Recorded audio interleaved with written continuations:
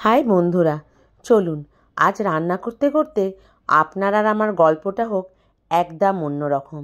দেখুন তো আমার গল্পের সাথে আপনার গল্পের মিল থাকে কি না। হ্যাঁ, আমরা মেয়েরা, এই আমার নিজের জীবন দিয়েই বলছি, এত বছরে এই অভিজ্ঞতাতে একটা জিনিস বুঝতে পেরেছি, জানেন তো, আমাদের নিজেদের ইচ্ছাগুলো যেন কোথায় হারিয়ে গেছে।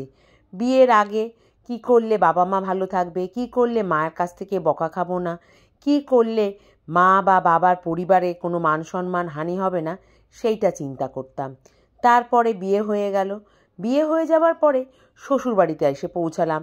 সেখানেও তাই, কি করলে শ্বশুরবাড়ির শান্তি বজায় থাকবে, কি করলে স্বামীর মন পাওয়া যাবে। মানে আমরা বাঙালি মেয়েদের তো ছোট থেকে এটাই শিখিয়ে আসা হয়, তাই না বলুন তো? আমার ক্ষেত্রে তো এইসবই ঘটেছে। যাই হোক, তারপরে শ্বশুরবাড়ির কথা মিটল স্বামীর কথা। তারপর আসা যাক ছেলে মেয়ের কথাতে।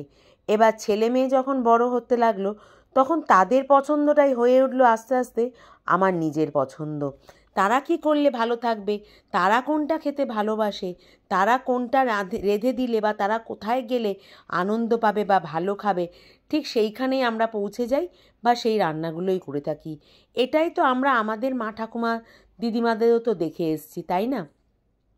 কিন্তু একটা কথা যেন কোথায় হারিয়েই গেছে, যে আমরাও তো একটা মানুষ, আমাদেরও তো একটা ইচ্ছে অনিচ্ছা বলে থাকে। হয়তো জীবনের এতখানি সময় কোথাও হয়তো সেটা একবার বা দুবার প্রয়োগ করতে পেরেছি। আমি কিন্তু সবার কথা বলছি না, বেশিরভাগ আমাদের মতন মেয়েদের ক্ষেত্রে কিন্তু এটাই হয়ে থাকে। যারা বিশেষ করে আমাদের মতন এরকম হাউসওয়াইফ, যারা চাকরি বাকরি করে তাদের কথা হয়তো আলাদা, কিন্তু আমাদের কথা হিসাব গুনতে গেলে কিন্তু এটাই হয়ে থাকে। তবু বলবো, যারা চাকরি বাকরি করে তাদেরও কিন্তু দিন শেষে শুনতেই হয়, সারাদিন ধরে কি করো, চাকরি কি তুমি একা করো, আমিও তো করি। এটা তাদেরকেও শুনতে হয়। আমি চাকরি না করলেও আমার তো বন্ধুবান্ধবরা করে। যাই হোক গে, অনেক কথা বলে ফেললাম। আপনাদের যদি কারোর খারাপ লেগে থাকে প্লিজ কিছু মনে করবেন না। আর কারোর যদি ভালো লেগে থাকে তাহলে চ্যানেলটাকে অবশ্যই একটা ছোট্ট করে লাইক শেয়ার করবেন বন্ধুদের সাথে, আর সাবস্ক্রাইব করবেন। আর আমার সাথে আপনারাও একমত কি না সেটা অবশ্যই কিন্তু কমেন্টে আমাকে জানাবেন। যেমন ধরুন এই আজকের কথায়, আজকে বাড়িতে দেখলাম কিছু পুঁই শাক আছে, সাথে আছে ইলিশ মাছের মাথাটা। এই বাড়িতে সাধারণত ইলিশ মাছের মাথা দিয়ে নয় কচু নয় লাউ এইসব রান্না হয়ে থাকে, কিন্তু আমার ভীষণ ভালো লাগে জানেন তো পুঁই শাক দিয়ে এরকম ইলিশ মাছের মাথা খেতে। কিন্তু এরা কেউ খায় না বলে কিছুতেই হয় না। আজকে ভাবলাম ধুর তেরিকা, ওদের জন্য তো রান্না করেই দিয়েছি, আজ আমি আমার ইচ্ছাকেই প্রাধান্য দিয়ে থাকি। একটা জিনিস জানেন তো, এই বয়সে এসে বুঝেছি, নিজেকে ভালো রাখার দায় একমাত্র কিন্তু নিজেরই। আমার হয়ে আমি কিসে ভালো থাকবো সেই দায় কেউ কিন্তু এই সংসারে ভাববে না, বা যদিও বা ভেবে থাকে সে তো মনে করতে হবে ভাগ্যের ব্যাপার।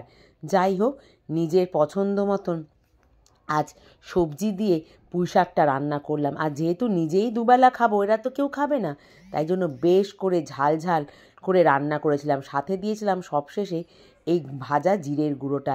আর আমি যেভাবে রান্না করলাম সেভাবে একবার আপনারা রান্না করে দেখবেন। সবই তো চেনা জিনিস, তাই আর বললাম না কি কি দিলাম। তাহলে এইটা দিয়ে কিন্তু দুপুরের ভাতটা আমি পুরো খেয়েছিলাম। আর সেইটা খেয়ে যে কী তৃপ্তি পেয়েছিলাম সে একমাত্র আমিই জানি। তাহলে আজ আসি, আপনাদের সাথে দেখা হবে, কথা হবে আবার একটা অন্য ভিডিওতে, গল্প হবে এরকম আরও অনেকের। তাহলে ততক্ষণ পর্যন্ত ভালো থাকবেন। সত্যি বলছি, দেখুন আমি কীভাবে শুধু পুঁই শাকটা দিয়ে ভাত খেতে লেগেছি। আজ আসলাম,